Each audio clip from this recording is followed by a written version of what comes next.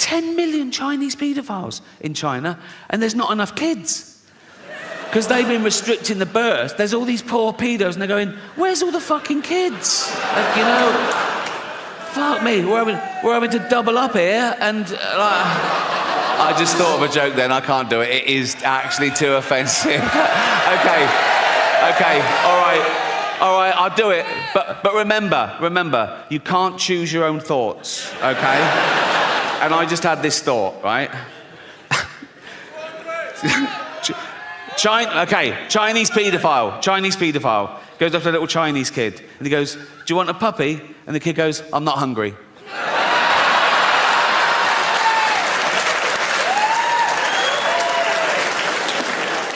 You made me do that. You committed the hate crime. I'm woke, I forgot. Let me get back on track, right, I've got a woke joke, right? You remember those jokes we used to have when we were kids, like doctor jokes, like, doctor, I keep thinking I'm a pair of curtains. Well, pull yourself together then, right? I've done a woke version of that, brought it up to today's standards, right? So, bloke goes to the doctor. He goes, doctor, I keep thinking I'm a pair of curtains. And the doctor goes, well, you are then.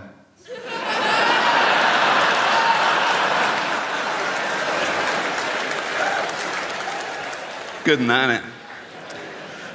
I should do political stuff now I'm woke, but I don't like it when a comedian just spouts his own political views and it relies on the audience agreeing with him to get a round of applause. I think that loses something comedically. I want everyone to like my jokes, whatever your political persuasion. A joke shouldn't have a political wing, you know. I'm political in my private life, like everyone, you know. Like, I'm sometimes incensed by the inequalities in our society. We're in the 7th richest economy in the world, right? And there's homelessness. There's 250,000 homeless people in Britain. Now, I wish there were no homeless people, because they're fucking horrible.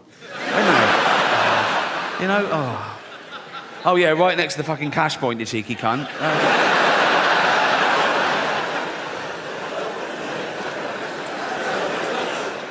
It is a serious problem, and I hope none of you ever find yourself homeless, but if you do, my advice is heroin. Cheers you right up, apparently. I've got one of those mates. My mate said this to me in all seriousness. He said, but the thing about heroin, Rick, he said, some of the greatest albums of all time were created on heroin, weren't they? I went, yeah, but they were created by some of the greatest artists of all time, weren't they? You're a plasterer, right? If I were to give you heroin, you wouldn't come up with Dark Side of the Moon, would you? You'd fall asleep watching the telly and burn the fucking house down. I should do topical stuff, but I never watch the news. I did see one thing recently on YouTube, actually. Do you know the little fella from Game of Thrones? The actor, Peter Dinklage. Do you know Peter Dinklage? Yeah. He was at a junket, and it was for a new thing he was doing, right? And they were filming it. That's why it got leaked onto YouTube. And I don't know what brought it up, but he suddenly started going off on one. Oh, God. He was going, it's fucking disgusting. They're still doing productions of Snow White and the Seven Dwarfs. For Christ's sake, it's fucking demeaning. It's 2023. He wasn't happy.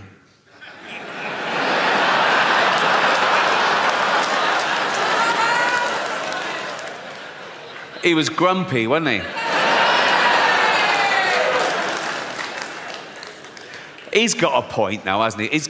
Obviously he's got a point. But the thing is, it's all right for him because he's a multi-millionaire Hollywood actor, and he's a great actor as well. He does Shakespeare and everything. A lot of dwarves in entertainment aren't that great. No, some of them are they're props, right? No, let's be honest. They're lucky to be fired from a fucking cannon, right? And so, dancing around Snow White for 3 weeks of the year, that is their like holy grail, and he's going to fuck it for them. If he takes that, what can they do? And he's not saying you should do Snow White and the Seven Dwarfs with normal size actors. You can't do that either. You get in trouble for that in Hollywood, or you can't take a dwarf's job or a disabled person's job. Like Eddie Redmayne got in trouble when he played Stephen Hawking in the biopic, The Life Story of Stephen Hawking, right? Won an Oscar for it, and that's when the backlash started. People going, no, it should be played by a real disabled creature, all this... Right? And they're going, the actor should have the same disability as the person they're portraying. But it was the life story of Stephen Hawking, right? So for the first part of the film, the cunt could walk, right? So I put it to you, what is easier? Getting an actor who can walk, pretend he can't for the last bit of the film, or get an actor who can't walk, pretend he can for the first bit. How would that even fucking work? Puppetry, think. You can't always find an actor with the same disability as the person they're portraying. They're fucking actors. What if they did a biopic of Helen Keller, the deaf, dumb and blind girl? Well, what's the chances of finding a deaf, dumb and blind actress who can play that role? And if you did, you go right into the director and go, we found a deaf, dumb and blind girl. What did she say? She didn't even answer the fucking phone. Oh, don't get me started. Cultural appropriation. Have you heard of that? Cultural appropriation, the latest no-no. Now, again, in my day, it was considered a good thing to swap ideas with other cultures, with other nations, to share things with other races, to assimilate. It was the opposite of racist. Now it's racist. Gwen Stefani got in trouble in her last video because she had her blonde hair in dreadlocks. People go, no, black people invented dreadlocks, you can't have them, you're white, that's racist. Jamie Oliver got in trouble when he put out authentic jerk chicken recipe. People go, no, black people invented that, you can't have it, you're white, that's racist. Now, black people, they use the N-word, don't they? We invented that.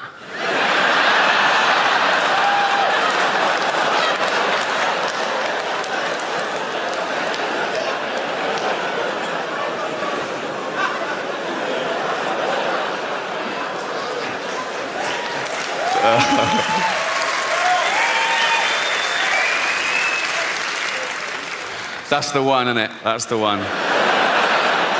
Listen, I know white people are the worst. I know that. That's why no one likes a fucking white middle-aged man anymore until we need a boiler fixing. Then it's get the bald bloke round now. Critical race theory, have you heard of that? Being taught in schools now, particularly in trendy areas like LA, right? Just like 5-year-old kids and 6-year-old kids. If you haven't heard it, in a nutshell, critical race theory says that all white people are racist. It says that we're born racist and we continue to be racist because we're affording the privilege of a racist society set up by our forefathers, okay? So basically, all white people are racist and there's nothing we can do about it, which is a relief.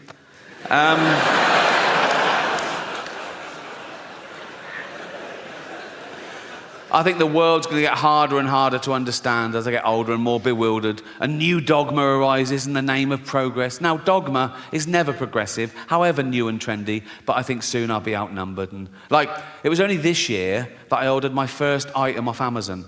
All the way through the pandemic, Jane's like, bang, things are arriving, we need this, bang, it's here. And I was going, oh, and she goes, it's easy. I go, I never liked real shopping either, hated real shopping, particularly clothes shopping. I hated clothes shopping when I was young and thin. I really hate it now I'm fat and old, right?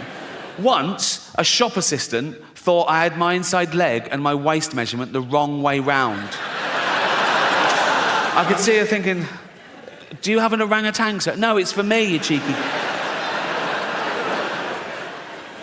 Yeah, I never like real shopping, but I don't trust the internet either. And Jamie's going, just put in your credit card. I don't want to have my credit card details. She went, everyone's got your credit card details. Just put the number in. I went, what one? She went, the long one. She went, oh, fuck me, give it here. There, you're on.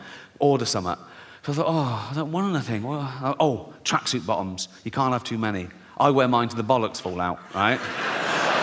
So I put in men's tracksuit bottoms, black, zip pockets, about 38 different. Oh, fuck me, they look all right. Size chart. I go, well, they'll be a bit long, but they'll be a bit tight. I thought, $9.99. I thought, oh, fuck it, who cares, right? So I ordered them. They came the next day. I opened them up. They were shit. Now, I don't know what sweatshop they were made in or what little 8-year-old Chinese kid made them, but he should be fucking punished because they And I was looking at where to fucking complain to get him fired, right? And I found out that these kids only get $2 a day in these fucking places, right? But what happened to pride in your work? Do you know what I mean? And I can tell, some of you are thinking, oh yeah, but he didn't think Ricky Gervais would order them. Well, no, but maybe you should be told there's a chance that Ricky Gervais might order them. His owner should sit him down, right? And say, if Ricky Gervais orders these and complains, I'm going to rape your mummy again. What, is that too much? Sorry. No. Leave it with me. Leave it with me. You'll realise this is great satire when I'm dead. So, I don't know how humanity will end, as I say. There's a long list, everything from, I can't believe nuclear wars back on the table, after all we've learned. But I think maybe the rise of the pandemic where parasites and microbes and bacteria and our antibiotics fail, or maybe those things that happen, but we're sort of evolved through it. Like, we'll find out there's pockets of sort of mutant people around the world that are slightly resistant to radiation and slightly resistant to microbes, and we'll sort of start again. Because we don't really understand the mechanism of human evolution since civilization, because it's never been based on, survival of the fittest, where fittest meant just the biggest, strongest male gets to pass on his genetic material. There's other paradigms, right? Nature is brutal. Sometimes it is the biggest, strongest male that gets the female, and even then, she has a litter. If there's a runt, she goes, fuck it, kill that, eat it, share it out amongst the rest of us. Now, we don't do that in human society. We go the other way. We spend more time and care and attention on the weak and the vulnerable to give them a chance. Like, if you're a father and you've got 2 kids, you've got little Timmy, who's 6, right? You've got Jack, who's 8, and you go to little Timmy, you go, Timmy, what do you want for Christmas? And he goes, motorised wheelchair. I promised Jane I wouldn't do the voice, and I fucking forgot. It's too late now, isn't it? What do you want for Christmas, Timmy? Motorised wheelchair. Right, well, they start at $2,000, so fucking hell. What do you want, Jack? Just a tennis racket, please, Dad. Oh, good lad. How is your tennis? Best in the school. Oh, you... Good. Also a ramp. Fuck me. So now we're doing fucking building work at Christmas, are we? Fuck me. Oh, sorry, Jack, can't afford your tennis racket. We've got to spend all the money on a ramp and a motorised wheelchair for this money-grabbing little fucking... Why do you need a motorised one? No arms. That's fair enough. That is fair enough. I can tell some of you feel a bit uncomfortable laughing at little Timmy, who's a little 6-year-old lad. He's got a funny little voice because his chest is all fucked. Got no arms, no legs, just like stumps, right? But let me tell you something about Timmy to make you feel better about yourselves. He's a fucking racist. Yes. Horrible little shit, he is. You little fucking bigot. You disgusting little fucking racist, you racist scum, you filthy little fucking, you fascist, you fucking, you disgust me.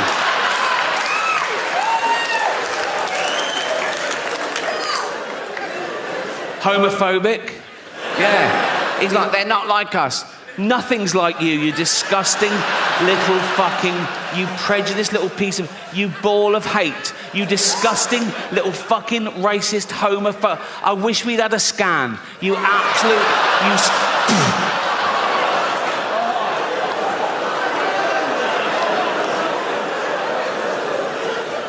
misogynist. If he could, he'd rape. There's your little Timmy.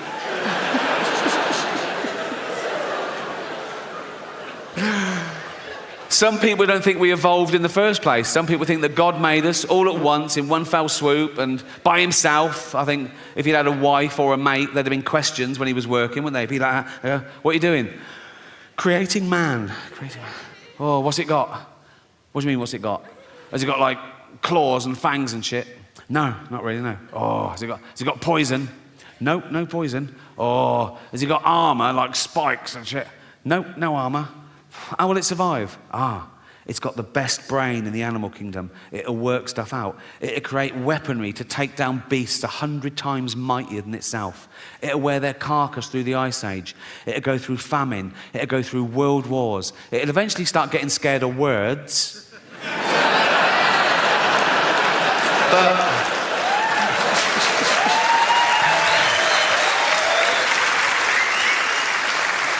for 10,000 generations, it'll be top dog. Oh. What are they? His testicles. Oh. What are they for? He keeps everything in there. His seed, his DNA. What's that? Right? And if you say I'm mental, you're a bigot, right? Now, that's a bit hack, that joke now, isn't it? Oh, identify as a thing then, right? It's a bit old-fashioned, right? But I'm going to leave it in to annoy people, right? Because that's the bit that'll offend people. Same as humanity. I talk about AIDS, famine, cancer, the Holocaust, rape, paedophilia. But no, the one thing you mustn't joke about is identity politics. The one thing you should never joke about is the trans issue, right? They just want to be treated equally. I agree. That's why I include them. You know?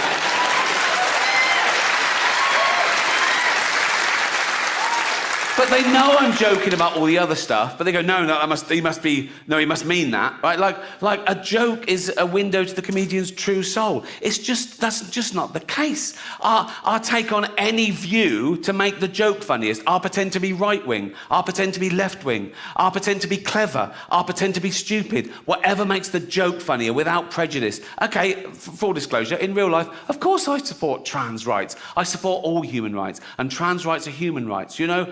Live your best life. Use your preferred pronouns. Be the gender that you feel that you are. But meet me halfway, ladies. Lose the cock. That's all I'm saying. Like, I made a joke about self-ID. But in fact, I wish self-ID had been around when I was a kid. I'd have used it to get shit. I'd have gone to my mum, Mum, I'm trans. She'd have gone, what? I'd have gone, I'm either trans or I need a new bike. Right? She'd have gone, you need a new bike. I'd have gone, you're the boss. But I grew up in the 60s, Jesus. I had like Victorian parents, we hadn't heard of any of this. But what if I was a teenager now, in these really woke, progressive times, right?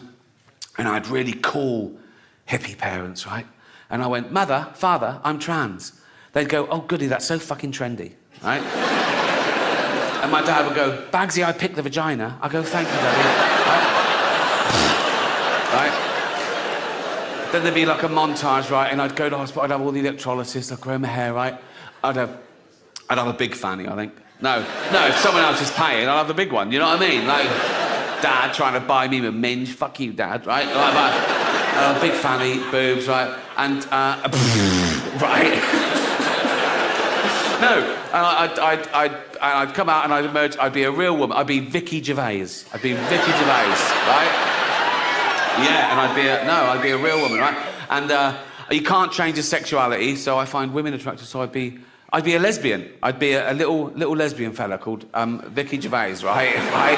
Right? And probably be a butch lesbian, because of all the testosterone up till then, right? Also, I like the fashion. Jeans, black t-shirt, short hair, beard. I'd be a real lesbian called Vicky Gervais, lesbian about town, right? And so I'd go down to Brighton, right? And I'd go into a lesbian bar, right? And I'd go, hi, pool table, winner stays on. I'll be there all fucking night.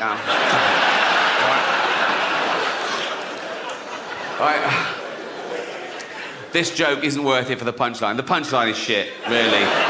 So just enjoy the journey, right? Right. So I'd look around and I'd find one of them pretty lesbians, right? This is so childish and misinformed. It hurts, right? I'm going to leave it in, though, right? So, no, I'd find a pretty lesbian. This is pathetic, right? Even for me, I can't do this with a fucking straight face, right? And I'd go over that, I go, hi, you a lesbian? She'd go, yeah. Are you a lesbian? I go, yeah, just a bit, look at that, right? And she'd go, that is a lovely fanny. I go, fucking cost enough. She'd go, what? I go, nothing, right? And then I'd be wooing her, right? I'd be doing all like I'd be sort of like complimenting her on her sort of lesy ways. I'd go, I love you, Doc Martens, right? She'd go, oh, thanks, right? Right? She goes, I go, oh, there's the big earrings, aren't they? Right? So yeah, right. And then she go, do you want to come back to my place and les off? I go, yeah, just a bit, right? So we go back, we get naked, I'd boob her up, I don't know what you do, I'd minge her off. I'd do that one, I'd do that one, definitely do that one, right? I'd Google it, wouldn't I? I'd fucking Google it, right? And And then she'd go, oh, do you want to wear a strap-on dildo and give me a good seeing to? I go, yeah, right. So I put a strap-on on, I put the big dildo there on my new fanny like that, and tie it at the back, and that's when I'd kick myself.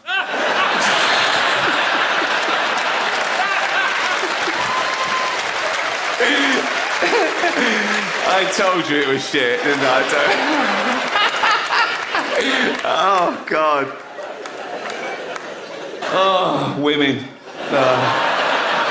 Not all women. I mean the old-fashioned ones. You know, the old-fashioned women. Oh, God. You know, the ones with wombs. Oh. Those fucking dinosaurs. No, I love the new women. I know the new women. They're great, aren't they? You know, the new ones we've been seeing lately. The ones with beards and cocks. They're as good as gold. I love them. No, it's the old-fashioned. And now the old-fashioned, they go like, oh, they want to use our toilets. Why shouldn't they use your toilets? For ladies. They are ladies. Look at their pronouns. What about this person isn't a lady? Well, his penis. Her penis, you fucking bigot.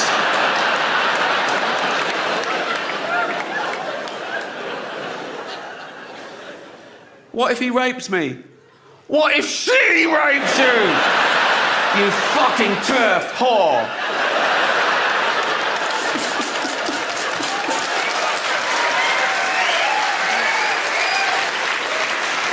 It's not a show. There's no dancers or jugglers. It's basically a bloke talking, which is essentially what stand-up comedy is, isn't it? A bloke talking.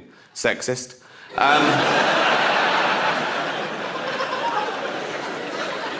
What about all the funny female comedians?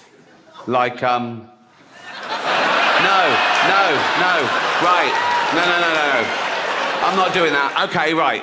That was irony, okay? There's going to be a bit of that throughout the show. See if you can spot it, okay? Now, that's when I say something I don't really mean for comic effect, and you as an audience, you laugh at the wrong thing because you know what the right thing is. It's a way of satirising attitudes. Like that first joke, I used the old-fashioned sexist trope that women aren't funny. Now, in real life, I know there are loads of funny women. Like, I did it again. Well spotted. Good. No, but there are. Dame Edna Everage. She's...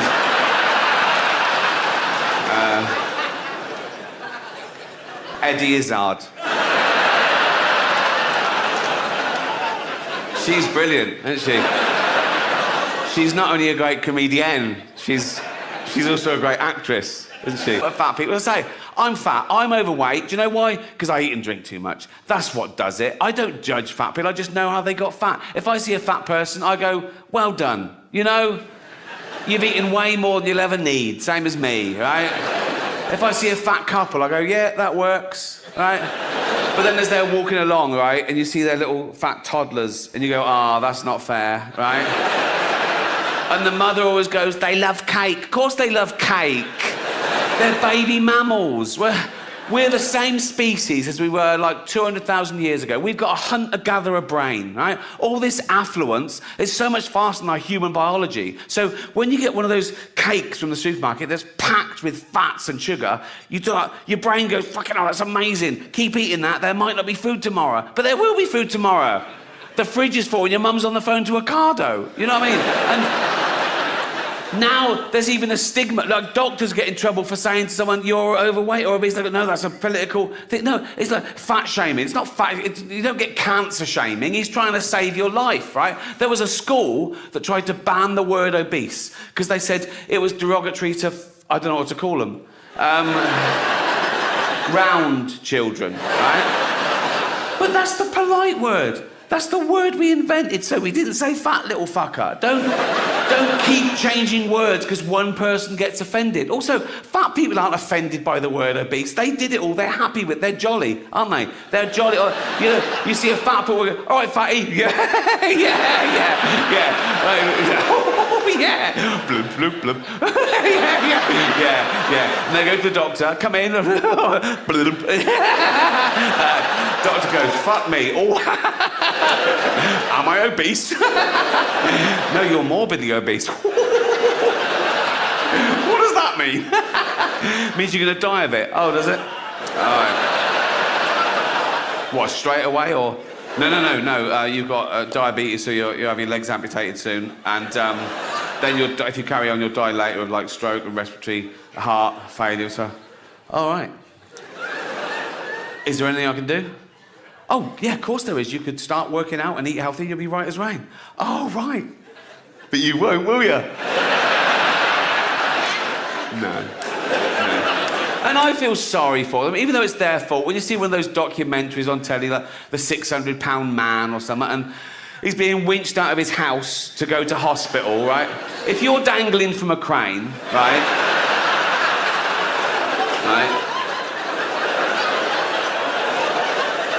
And you see a film crew, right? You know you fucked it.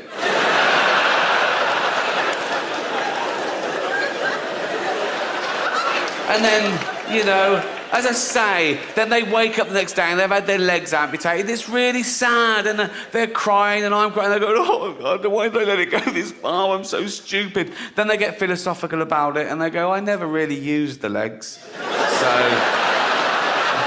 And well, then it's lunchtime, and so, you know... And they go to the nurse, you didn't throw them legs away, did you?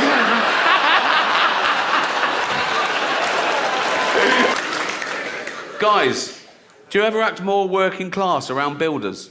I do. I can be walking around Leafy Hampstead, right? Book of poems, right?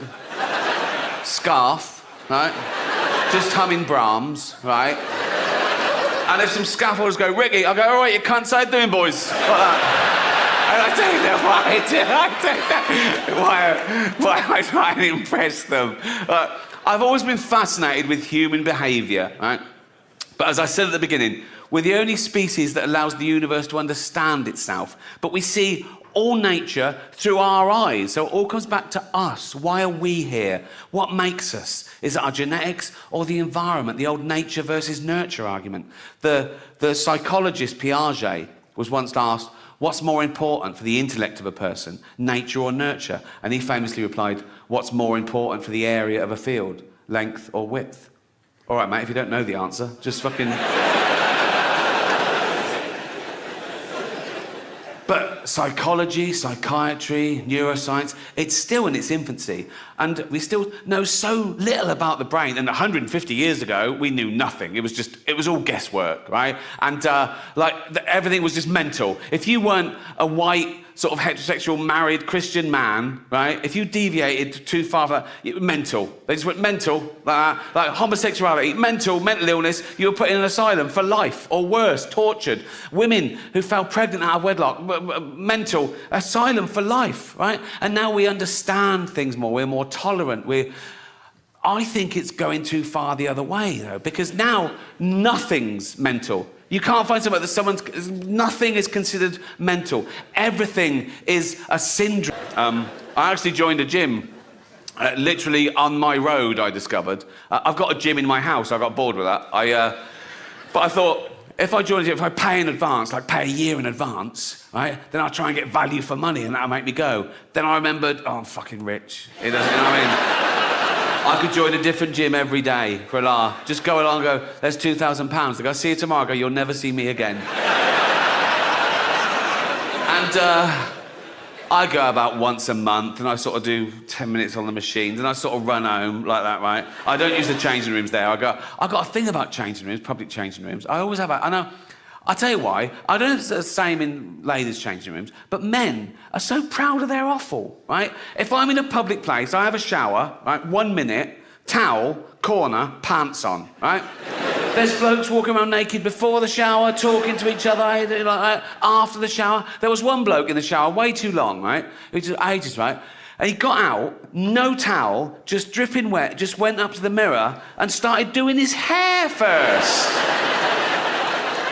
I was in there there was just me and this really fat bloke once in the change room. I was getting changed, and he was there, and he was really big, like 350 pounds, right? And he was naked on one of those precision scales. And he was there for fucking ages, like that. And I was looking at him, right? He was like that for ages. Hello, thank you. Shush, thank you very much. Shush, no, shush.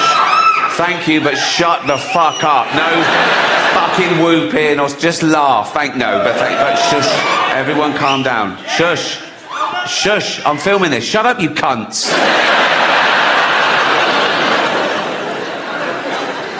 Thank you very much. Welcome to my show.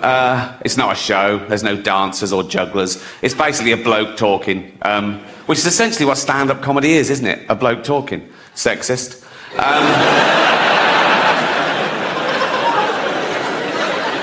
What about all the funny female comedians? Like, No. Right. No. I'm not doing that. Okay, right.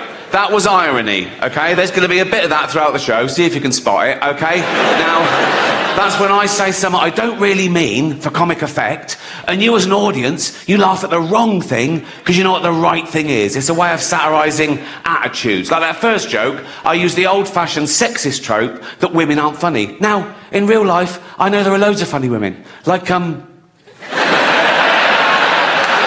did it again. Well spotted. Good. No, but there are. Dame Edna Everage. She's...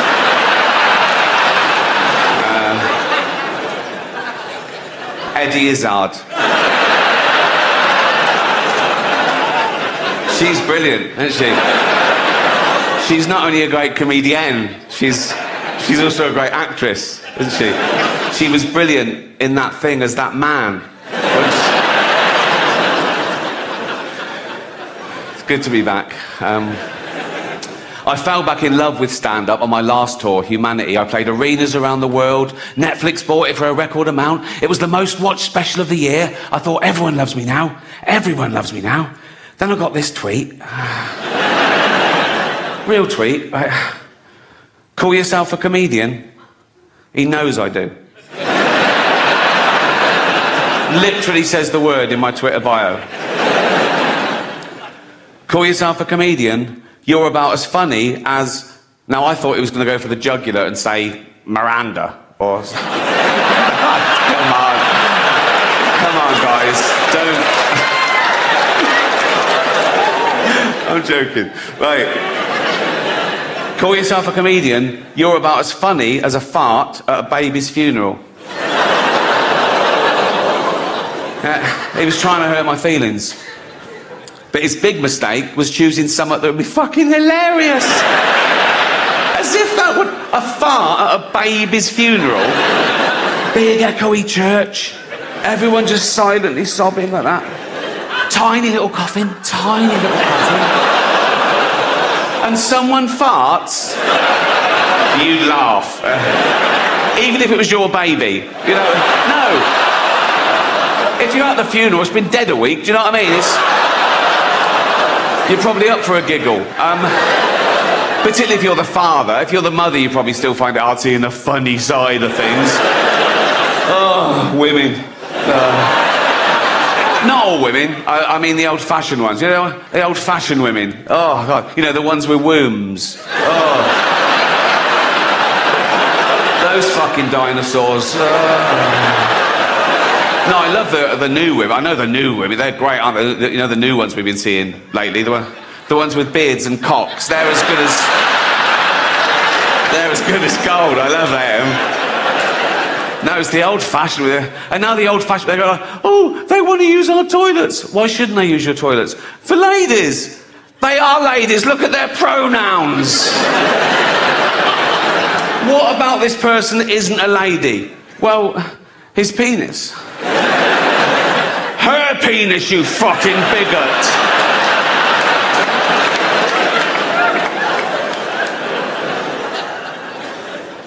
What if he rapes me? What if she rapes you? You fucking turf whore.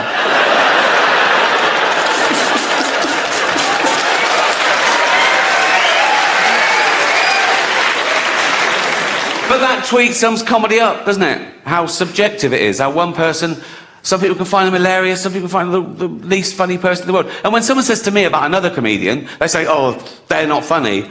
Even if I agree with them, I stand up, I say, well, you can't say that. You've got to say, you don't find them funny, you know. And I hate it when people say, that joke was offensive. I go, no, you've got to say, you found it offensive. Because it's all about feelings, and feelings are personal. And there's loads of types of comedy, and comedy evolves, you know. There's a new type of comedy at the moment called woke comedy, right?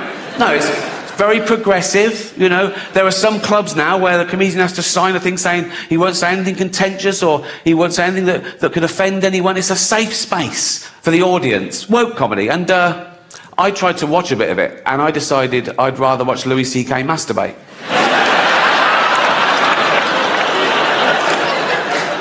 Can't mention him anymore. He's cancelled. Not enough to apologise and move on. You've got to... Like poor Kevin Hart. See, Kevin Hart, he got the job hosting the Oscars. It was his best day ever. He was on Twitter going, oh, I've wanted to do this all my life, right? And then someone found these 10-year-old tweets, right? That they were sort of childish, sort of shitty, homophobic tweets. It was about his son. He was mucking around. He said, oh, my son's doing so-and-so. I hope he's not gay. There was a massive backlash. He went, oh, sorry, I'm not homophobic. Really sorry. He deleted them, right? And said, I'm really sorry. 10 years later, someone finds a screen grab and goes, look, he's done this. Oh, big. The Oscars go, oh, you've got to apologise again. He went, no, I've apologised. I can't keep apologising. And he's right. If there's no value to saying sorry and evolving, he might as well just tweet him again. Right? That's how I deal with shit, anyway. But if you're the type of person to revel in someone getting cancelled for something they said 10 years ago, you're just ensuring that one day you'll be cancelled for something you said today.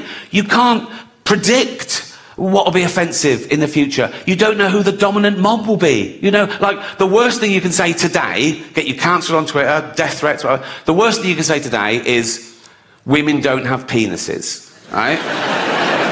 Now, no one saw that coming. There are no 10-year-old tweets of people saying... You won't find a 10-year-old tweet of someone saying women don't have penises. Do you know why? We didn't think we fucking had to.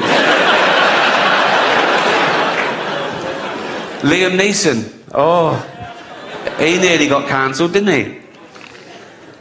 Liam Neeson. Now, I don't know why he told this story, but he did at a press junket to a journalist, right?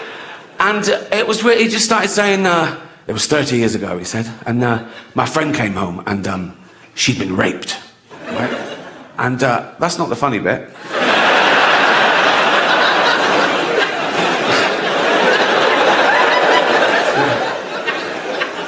He said, she'd been raped. I said, what did the guy look like? He said he was a black guy. He said, so I got my cosh and I went out looking for the first black guy. He said, nothing happened. I came to my senses, right? But the weird thing about that story is, who has a cosh?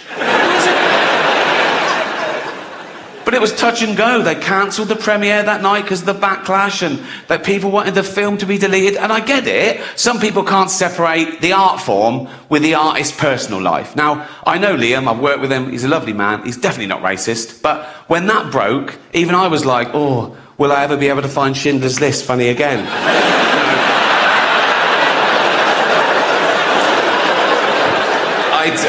I do still find it funny, obviously. But now there's so much outrage and we hear about it and it's taken seriously, you know. There's Oxbridge comedians writing for the posh papers, telling you the rules of comedy. They're laying it down, laying down the law, right? And it's all stuff like, comedy should punch up. You should never punch down. You should never punch down. Sometimes you've got to punch down. Like, if you're beating up a disabled toddler. You know what I mean? If you punch up, you'll miss the little cunt and he'll win, you know.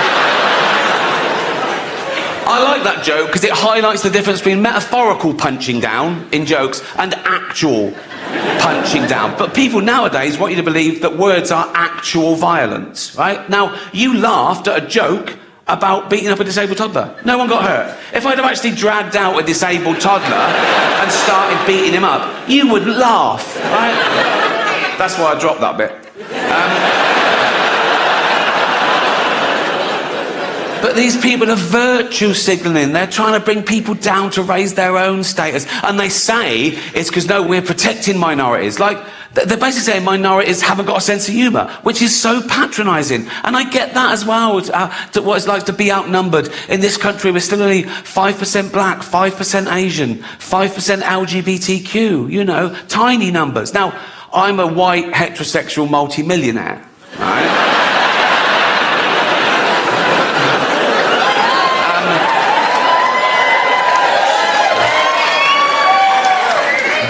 There's less than 1% of us.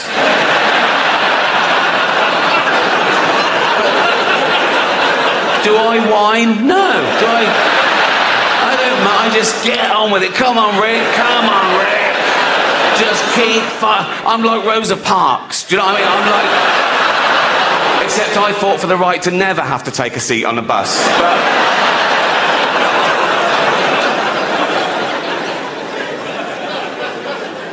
Just people complain about things they don't have to watch. It doesn't affect them, you know. And again, everyone's got the right to be offended and complain, but they've got to know that we're not trying to offend. That's not our aim. You know, we're trying to make you laugh. We're trying to give you a good time. And yeah, here's the deal, right? So I riff. If I say something tonight that's so offensive, so off that you've never heard anything so fucking off the charts in your life, right? Don't make a scene. Go to the box office after the show. They can't give you money back straight away, but there's a form you fill out with the complaint, and I take those away and I shit on them. So that's the rules of comedy.